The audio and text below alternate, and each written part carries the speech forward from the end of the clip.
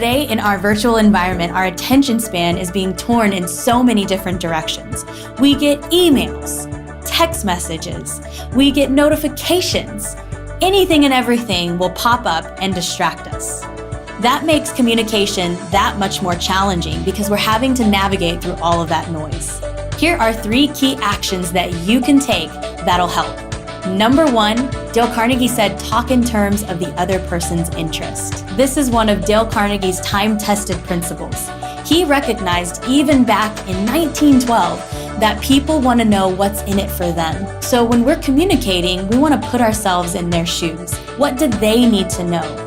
We have to be others focused so that we can align our message with what is relevant for the person we're talking to. Number 2 is be brief. Every time I coach people in regards to communication skills, I always tell them to remember these 3 words.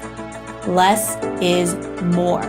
Oftentimes we over-explain things because we think that that's what's helping get our message across, when in reality that can be confusing. So we want to talk in 2-minute spurts. Really be clear and concise with our message to help get our point across. Number 3 is to be congruent with our message. If I were to say something like, I'm really excited to be here today, more than likely you're not going to believe me because my body language doesn't match the message that's coming out of my mouth. When we can align our body language to our message, the person that we're talking to is more likely to understand what we're trying to tell them. So in summary, remember these key actions to help you communicate more effectively.